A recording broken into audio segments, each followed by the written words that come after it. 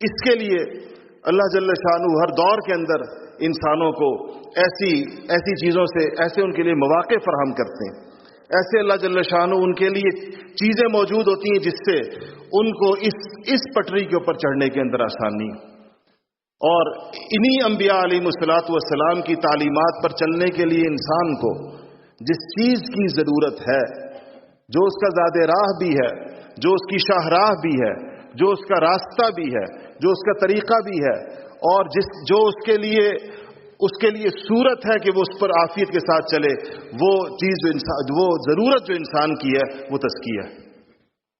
تزکیہ کے علاوہ کوئی صورت نہیں ہو سکتی۔ جس کا تزکیہ نہ ہوا ہو، جس نے اپنی تربیت نہ کروائی ہو، اور جس نے اپنے نفس کے داؤ پیچ اور مکر کو نہ سمجھا ہو، وہ آدمی کہیں نہ کہیں پھسل جائے گا، کہیں نہ کہیں اس سے راہ خطا ہو جاتی ہے۔ انسان کے گرد یہ آزمائش تو اس کو دن کے اندر سینکڑوں بار پیش آتی ہے۔ دن میں صبح سے لے کے شام تک اس نے 20 قدم اٹھانے ہوتے ہیں، 20 فیصلے کرنے ہوتے ہیں، 20 موقع کے اوپر اس کے سامنے کرنے اور نہ کرنے کی صورتیں آتی ہیں۔ ہر قدم پر اس کا فیصلہ یا درست ہوگا یا غلط ہوگا۔ ایک تزکیہ شدہ انسان کے فیصلے درست ہوں گے، اور جس کی باغیں اس کے نفس کے ہاتھ کے اندر ہے، نفس اس کو کبھی سیدھے رستے پر نہیں جانے دے گا، کبھی اس کو عافیت والے رستے پر نہیں جانے دے گا، کامیابی والے رستے پر نہیں جانے دے گا۔ وہ اس کے ساتھ ایسے داؤ پیچ کھیلے گا کہ اس کو سمجھ بھی نہیں پائے گا۔ وہ اس کے لیے برائیوں کو مزخرف کر کے، برائیوں کو اس کے لیے خوشنما کر کے پیش کر دے گا۔ اگر آدمی نیک ہے تو نیک آدمی بیچارے کے مسائل اپنے ہوتے ہیں، اس کو بعض اوقات اگر تزکیہ اس کا نہیں ہے لیکن عبادت گزار ہے، کچھ نہ کچھ عبادت کے ساتھ اس کا تعلق ہے، تو دیکھیں کیسے شیطان بعض اوقات اس کی عبادت کو اس کے لیے مسئلہ بنا دیتا، اس کی نیت پر حملہ آور ہو جاتا، اور وہ اپنی نیت نہیں سمجھ پا رہا ہوتا۔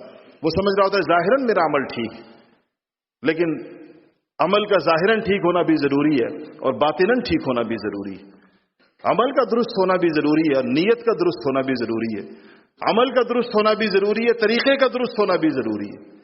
اس میں کتنی باریکیاں اور نزاکتیں مسلمان علماء نے، فقہا نے، محقق صوفیاء نے نفس انسانی کی کیسی پیچیدگیوں کے تذکرے فرمائے ہیں، کیسی اس کی جو بغیر کسی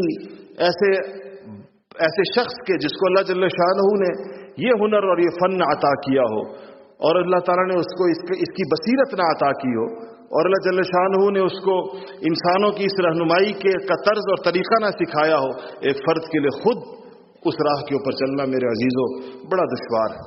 تو دو چیزیں انسان کو اس میں درکار ہے، ایک انسان کو ماحول درکار ہے، فضا درکار ہے، ایسی فضا اس کو چاہیے جس فضا کے اندر اس کچھ کاموں کو اس سے ماحول کروا لے جب تک وہ خود نہیں کر سکتا۔ انسان کی زندگی میں ایک مرحلہ ایسا آتا ہے کہ وہ اچھے کام خود کرنے لگتا ہے، چاہے ساری دنیا نہ کر رہی ہو وہ کرتا ہے، لیکن اس مرحلے تک پہنچنے سے پہلے انسان جو ہے اس کو اچھے کاموں کا پتہ ہوتا ہے لیکن کرتا نہیں، علم ہوتا ہے لیکن کرتا نہیں۔ تو اس کو ایسی فضا اور ماحول کی ضرورت ہوتی ہے جہاں ماحول اس سے کام کروائے کچھ عرصے تک، چلائے اس کو کچھ عرصے تک، دائیں بائیں ساری چیزیں مل کر اس کو چلائیں کچھ عرصے تک۔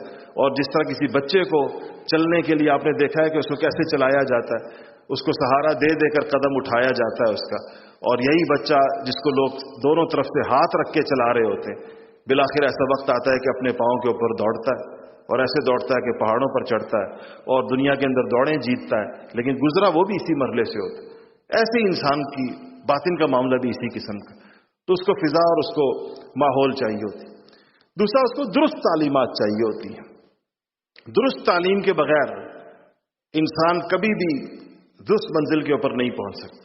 اس کے سامنے مقاصد جب تک ایسے واضح نہ ہو، روز روشن کی طرح اس کے سامنے واضح نہ ہو کہ اس کو پتا ہو کہ یہ میرا مقصد، یہ وہ منزل ہے جہاں تک مجھے پہنچنا ہے، اور یہ اس کا رستہ ہے، یہ وہ ساری تعلیمات ہیں جس میں اس میں توازن کا ہونا، عبادات کو بھی انسان سمجھے، انسان معاملات کو بھی دین سمجھے، انسان اخلاق کا دین بھی سمجھے، معاشرت کے دین کو بھی سمجھے، عقائد کی اہمیت کو بھی سمجھے۔ یہ وہ پورا درست تعلیمات کا ایک توازن، درست تعلیمات کا ایک سانچہ ہے۔ اگر یہ پورا نہ ہو تو انسان سے بعض اوقات تجاوز ہو جاتا ہے، اور اس کے توازن کا پلڑا دائیں بائیں ہو جاتا ہے۔ کتنے لوگ آج آپ کو ایسے ملیں گے اور آپ اپنے معاشرے میں دیکھیں گے کہ انہوں نے داڑھی اور ٹوپی اور پگڑی کو تو دین سمجھا، لیکن معیشت کے دین کو دین نہیں سمجھا۔ وہ یہ سمجھا کہ ہم نے یہ دین کا ظاہری جو چیزیں ہیں، جو سنتیں ہیں، جو بڑی قابل قدر ہیں، جو بڑی اہم ہیں، اس کا اہتمام تو ہو گیا، لیکن وہ یہ نہیں سمجھا کہ تجارت کے اندر بھی دین اسی طرح اہم ہے جیسے کہ عبادات کا دین۔ اخلاق کتنی ایک مشکل چیز ہے اس کو پیدا کرنا۔ سب سے مشکل ترین چیز انسان کے دین جب پورا درست ہوتا ہے تو وہ اخلاق کا پیدا کرنا، اخلاقی اوصاف کا پیدا کرنا، ایمانی صفات کا پیدا کرنا۔ وہ کس قدر ایک پورا کام ہے، کتنا مشکل ترین کام ہے۔ حضرات انبیاء علیہ الصلوۃ والسلام کے تربیت یافتہ لوگوں کے نمایاں ترین اوصاف کے اندر سے یہ وصف ہوا کرتا۔ وہ تو ہر چیز میں ممتاز تھے۔ حضرات صحابہ اللہ تعالیٰ سے تعلق اور توکل اور عقیدے اور ایمان میں کتنے مضبوط تھے، عبادات ان کی کیسی عجیب و غریب تھی، کیسی عبادت کا ایسا ذوق، اور وہ بھی ان لوگوں کا جن کی فقاہت مشہور ہے۔ عائشہ رضی اللہ تعالیٰ عنہ فقیہہ ہیں، صحابہ اپنے مسائل ان کے پاس لے کر جاتے، صحابہ اپنے اختلافات ان سے حل کرواتے، اور ایک ایک آیت کے اوپر پوری رات عائشہ کا نفلیں پڑھ کر گزار دینا۔ تو یہ عبادت میں بھی بڑے ممتاز، معاملات کے اندر اتنے کھرے اور صاف ایک دوسرے کے ساتھ، جو معاملے آئے لوگوں کے ساتھ، ان کے تو معاملات کو دیکھ کر لوگوں نے دین قبول کی۔ اور پھر اخلاق کے اندر کیسی بلند روایات حضرات صحابہ نے، کتنے اونچی مثالیں حضرات صحابہ چھوڑ کر گئے، سچائی کے اندر، امانت کے اندر، دیانت کے اندر، صبر کے اندر، شکر کے اندر، کہ آج دنیا اس کی مثالیں پیش کرتی۔ آج انصاف پسند دنیا ہر معاملے میں ان کو تسلیم کرتی۔ سیدنا عمر فاروق رضی اللہ تعالیٰ عنہ نے جو 10-12 سال کی حکومت کر کے دکھائی ہے، یہ اسلامی تاریخ کے ماتھے کا جھومر ہے۔ پوری دنیا آج حیرت زدہ ہے سیدنا عمر فاروق کے دور کے اوپر، اس پر جو کتابیں دنیا میں لکھی گئی ہیں، مغرب میں جو کتابیں لکھی گئیں، سیدنا عمر فاروق رضی اللہ تعالیٰ عنہ کے عدل کے اور ان کے انصاف کے اور ان کے اوپر اس ذمہ داری کے بار کے کیا کیا مناظر ہیں، کیسے کیسے منظر لوگوں نے دیکھے کہ خلیفۃ المسلمین اور اتنی بڑی دنیا، کتنی وسیع سلطنت، اور سیدنا عمر فاروق کا سارا زمانہ ایسا گزرا ہے، تقریباً سارا زمانہ 12 برس کا، کہ مشرق و مغرب اور شمال و جنوب کے اندر ان کی فوجیں پیش قدمی کرتی چلی جا رہی تھی۔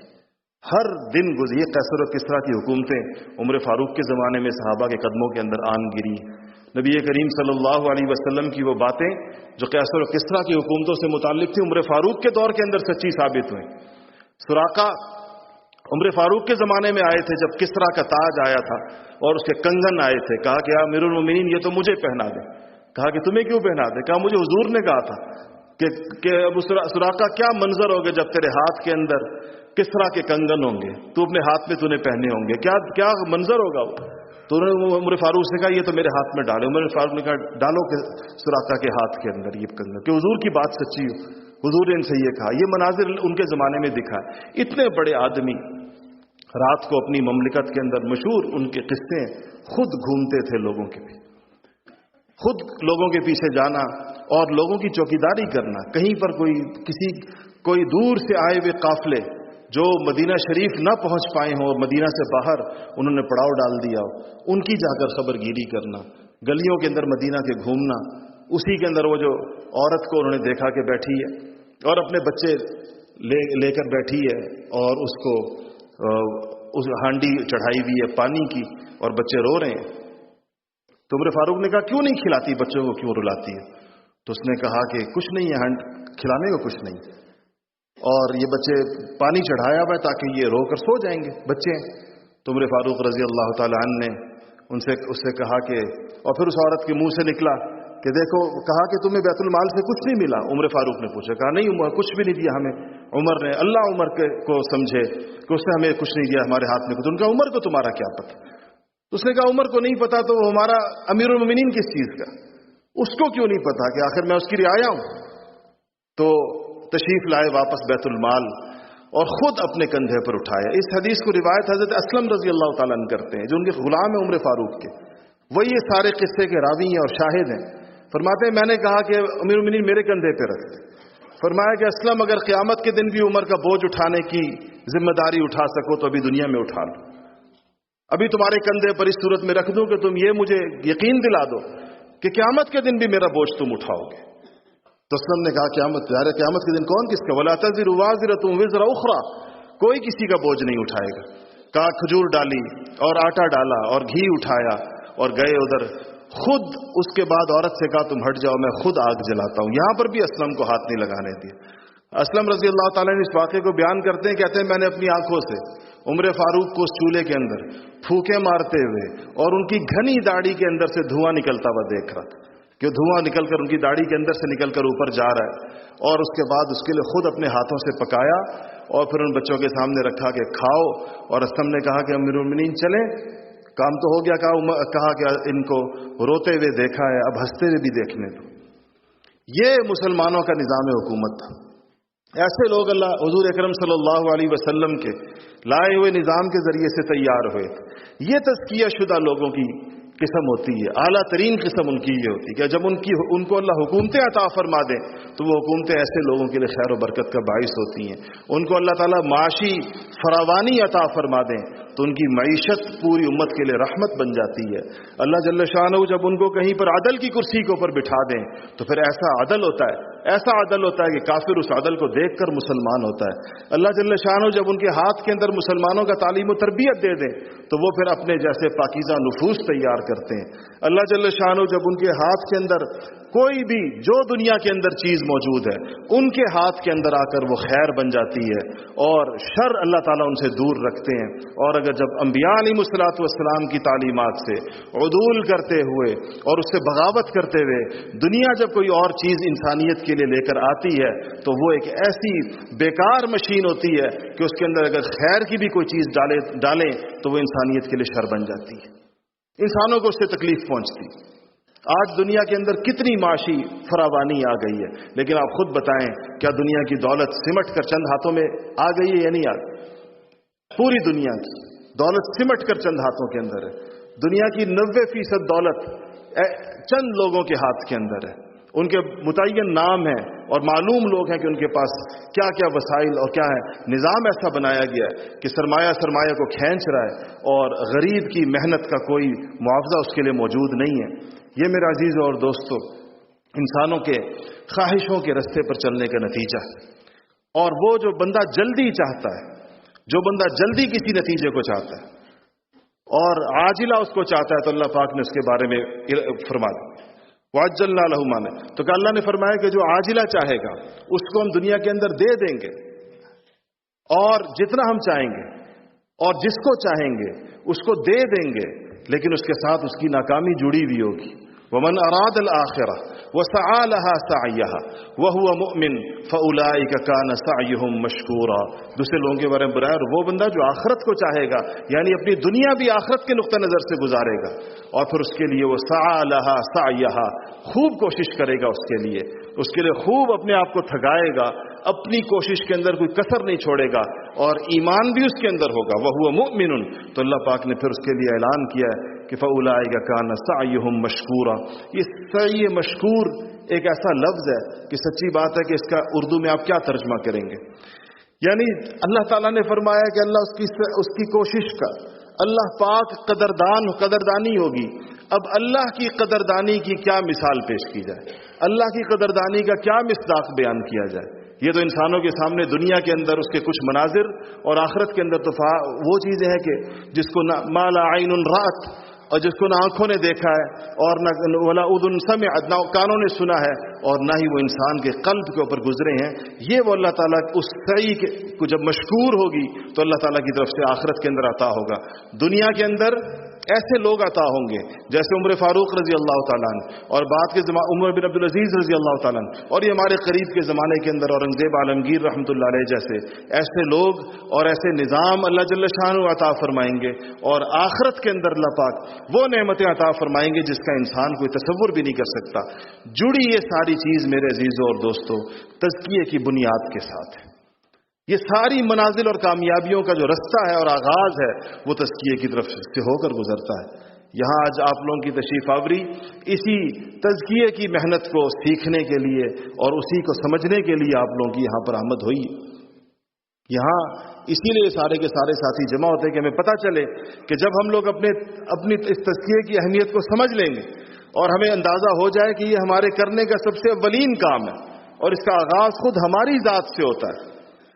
یہ ایک ایسا کام ہے جس میں آپ اپنی انگلی دوسرے کی طرف نہیں اٹھا سکتے کہ آپ کہیں کہ مجھ سے پہلے اس کو ضرورت ہے، یا آپ کہیں کہ میں اس کے اندر بالکل کوئی بندہ آپ کو یہاں پر بیٹھا ہوا ایسا نہیں ملے گا. کتنے بڑے بڑے بزرگ تشریف فرمائے جو یہ آپ سے کہیں کہ ہم اپنے آپ کو تزکیہ شدہ سمجھتے ہیں، یا کوئی تزکیے کی سند کسی کو نہیں دے گا کہ بس ہو گیا اس کا تزکیہ، اس کو مزید. یہ ایک ایسی چیز ہے ہر شخص اس کا ضرورت مند اور محتاج ہے. بولنے والا سننے والوں سے زیادہ محتاج ہے. کوئی اس کی احتیاج ایسی ہے کہ انسان کو موت کے آخری لمحوں تک اس کی احتیاج ہے، کیونکہ انسان کو کیا پتا کہ اس کی نیت کے اوپر کس وقت شیطان کا حملہ ہو جائے.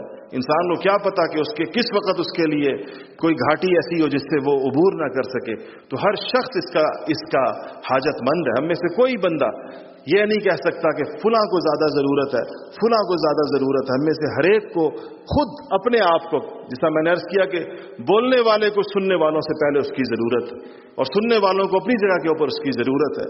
تو یہ جو کام جس کے لیے یہاں آپ لوگ اکٹھے ہوئے، اس میں اس کے اہم ترین چیزوں میں سے، باقی چیزوں پہ انشاءاللہ بات ہوتی رہے گی، یہاں پر آج بھی ہوگی، کل بھی ہوگی، لیکن اس کی جو بنیاد اور آغاز ہے وہ اس تزکیے کے ساتھ. اس کے لیے ہم عام طور پر سارے ساتھیوں سے اس بات کا مطالبہ کرتے ہیں کہ آپ اس کے لیے کچھ نہ کچھ وقت اپنا باقاعدہ فارغ کریں. یہ صرف اس کی اہمیت سن کر گھر چلے جانا کافی نہیں ہے، اس کی اہمیت کو تسلیم کر لینا صرف کافی نہیں ہے. وہ تو آپ لوگ پہلے سے مانتے تھے. آپ کو کون سی ہم نے نئی بات ایسی بتائی ہے جو آپ نے آج سے پہلے نہیں سنی تھی؟ ساری سنی سنائی اور مانی منائی باتیں ہیں. اب تو عمل کی بات ہے کہ ہم میں سے عملی قدم کون اٹھاتا ہے، عملاً کون اس کے لیے آگے بڑھتا ہے. تو الحمدللہ ہمارے ہاں کربوگا شریف کے اندر آپ کو پتہ ہے کہ ایک چلے کا مطالبہ کیا جاتا ہے کہ 40 دن اپنی زندگی کے اندر نکال کر ضرور لگائیں اور اس کام کو آپ سیکھیں. اس کے ذریعے سے انشاءاللہ آپ پہ کچھ قدم آگے بڑھ جائیں گے اور خواہشات کی زندگی سے نبیوں والی زندگی کی طرف جو ہمارا سفر ہے، اللہ پاک نے چاہا تو عافیت کے ساتھ اس کا آغاز اس کے نتیجے کے اندر ہو جائے گا. پھر آپ جتنا گڑ ڈالتے چلے جائیں گے اتنا یہ سفر اور اتنی یہ منزل میٹھی ہوتی چلی جائے گی. اللہ تعالیٰ مجھے اور آپ کو عمل کرنے کی توفیق نصیب فرمائے. وآخر دعوانا الحمدللہ رب العالمین.